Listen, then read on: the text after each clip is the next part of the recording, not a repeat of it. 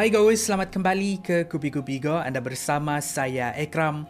Hari ini saya akan rungkaikan sebuah topik yang panas dan relevan. Topik tentang konflik di antara Rusia dan juga Ukraine. Kita tahu Rusia adalah sebuah negara yang besar. Tapi Ukraine walaupun kecil, mereka ni disokong oleh negara-negara NATO. Negara-negara NATO ni terdiri daripada negara-negara Eropah, Amerika dan juga Kanada. Dan kalau situasi di sempadan Rusia-Ukraine menjadi semakin tegang, akan terjadi perang skala besar-besaran. Ini seakan memberikan flashback macam mana Perang Dunia Kedua bermula.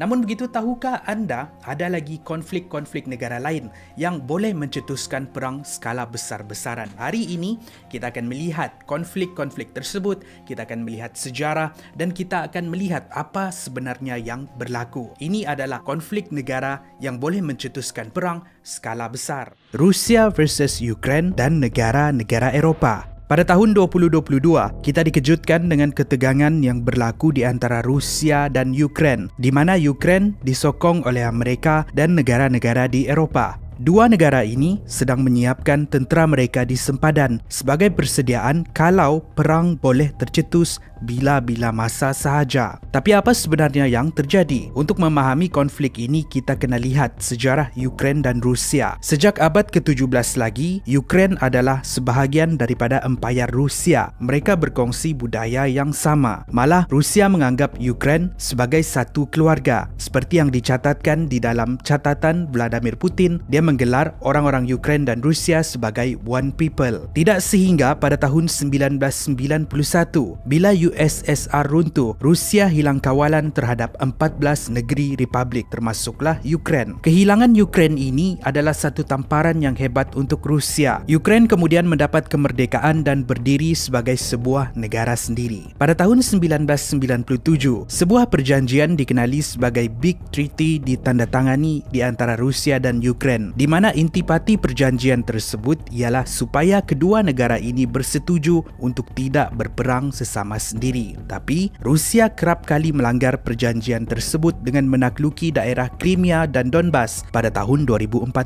Sehinggalah pada tahun 2018, hubungan kedua negara ini semakin renggang bila Ukraine memutuskan untuk tidak memperbaharui perjanjian tersebut dan menganggap Rusia sebagai ancaman. Sementara itu, Presiden Rusia Vladimir Putin membuat kenyataan yang Rusia mahu mengembalikan tanah jajahan Empayar Rusia. Ini termasuklah menaklukki seluruh Ukraine. Jadi apa kena mengena Amerika Syarikat di dalam konflik ini? Semuanya bermula bila pada tahun 2008, Ukraine mahu menyertai NATO. NATO ialah kesatuan perang di antara Amerika, Kanada dan Kesatuan Eropah. Ia ditubuhkan selepas Perang Dunia Kedua dahulu pada tahun 1949.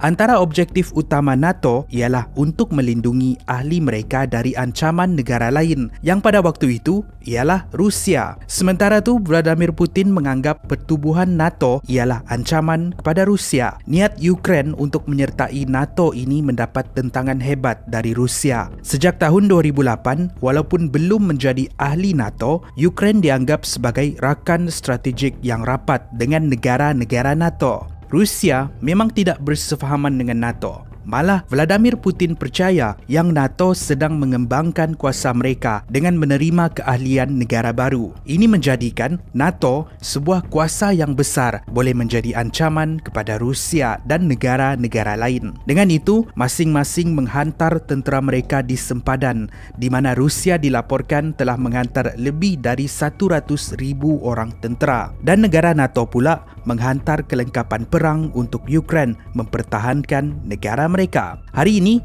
konflik di antara dua negara ini semakin tegang dan peperangan boleh tercetus bila-bila masa sahaja. Amerika versus China. Ramai yang menggelar konflik di antara Amerika dan China ini sebagai Perang Dingin abad ke-21. Ada satu tahap, hubungan di antara dua negara ini sangat tegang sehingga ramai yang menyangka akan tercetus Perang Dunia Ketiga. Untuk bertahun-tahun lamanya, Amerika mengecam China yang seringkali melanggar undang-undang antarabangsa seperti menubuhkan kem tahanan Uyghur, penindasan terhadap Taiwan, monopoli paksa di Laut Cina Selatan dan pelbagai jenayah antarabangsa bangsa yang lain. Bagi Amerika yang mengamalkan demokrasi, ini adalah satu jenayah. Tapi tidak bagi China yang mengamalkan autokrasi dan komunisme. Untuk China pula, mereka tidak takut dengan Amerika sebab mereka pun sebuah negara yang besar dengan ekonomi yang kukuh. Malah pakar meramalkan pada tahun 2030, ekonomi China akan mengatasi ekonomi Amerika. Dengan itu, bermulalah perang dingin di antara dua negara ini. Hubungan di antara Amerika dan China semakin buruk semasa Barack Obama dan Donald Trump menjadi presiden, di mana mereka mengenakan sekatan perdagangan seperti menaikkan teks untuk barangan yang datang dari China selain mengharamkan beberapa syarikat dari China. Donald Trump juga menuduh China mengintip penduduk Amerika dengan menggunakan social media seperti TikTok, WeChat dan menggunakan rangkaian 5G dari Huawei. Tapi yang paling hangat ialah konfrontasi kapal layar Amerika dan China di Laut Cina Selatan pada tahun 2021.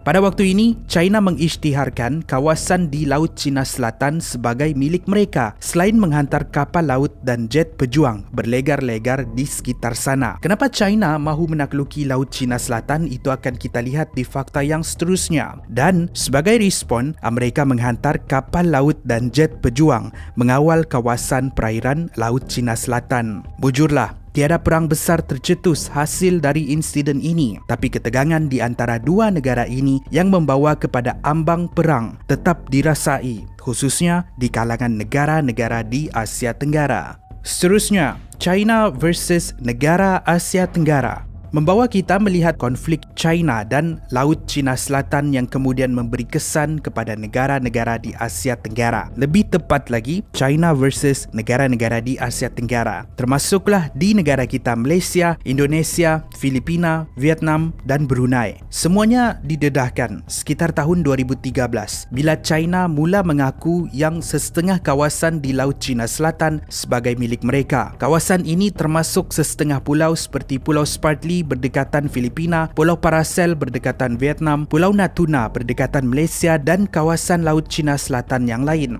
Semestinya ini mendapat tentangan dari negara berdekatan. Walaupun ini menimbulkan ketegangan di antara negara, tapi siapa yang berani menentang China, sebuah kuasa besar di Asia malah di seluruh dunia? Keadaan ini menjadi semakin tegang sehingga negara-negara sekeliling menghantar kapal perang dan jet pejuang mereka untuk mengawal kawasan perairan negara masing-masing. Tapi persoalannya, kenapa China bermati-matian mahu memonopoli kawasan di Laut Cina Selatan? Laut Cina Selatan adalah kawasan yang penting untuk aktiviti perdagangan maritim negara tersebut. Kalau kita lihat kedudukan Laut Cina Selatan, ini ialah kawasan tengah yang menggabungkan Lautan Hindi dan juga Lautan Pasifik. Kalau mereka mengawal Laut Cina Selatan, mereka secara tidak langsung akan mengawal perdagangan di tiga lautan ini. Malah aktiviti perdagangan yang beroperasi melalui kawasan ini menjana sebanyak 3.37 trilion US dolar setahun. Sejak dari tahun 2013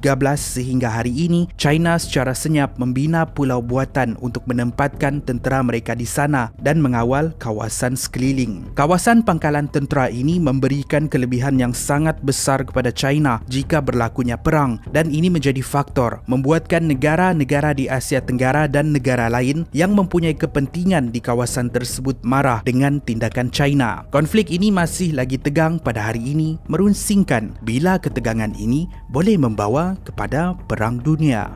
Seterusnya, kita lihat China versus India. Sebuah lagi konflik melibatkan China. Macam yang saya sampaikan tadi, China tidak takut dengan kuasa besar yang lain seperti Amerika, apatah lagi India. Untuk memahami konflik di antara dua negara ini, kita kena lihat sejarah mereka. Pada tahun 1947, India mendapat kemerdekaan dari British. Pada tahun 1949 pula, kerajaan China yang kita kenal hari ini ditubuhkan selepas menggulingkan kerajaan yang lama. Untuk beberapa tahun, China dan India mempunyai hubungan yang baik, malah mereka berpotensi menjadi rakan strategik dan menjadi kuasa besar di Asia. Namun begitu, hubungan negara ini renggang bila China menuduh India menjadi proksi kepada kuasa British di Asia. Tambahan lagi, pada tahun 1949, China menakluki Tibet yang pada waktu itu sebahagian dari India, memburukkan lagi hubungan di antara dua negara. Konflik di antara China dan India semakin tegang pada tahun 1949 bila dua negara ini berperang untuk merebut kawasan sempadan yang pada waktu itu milik India, dikenali sebagai Aksai Chin, menyaksikan kemenangan China. Tidak cukup dengan itu,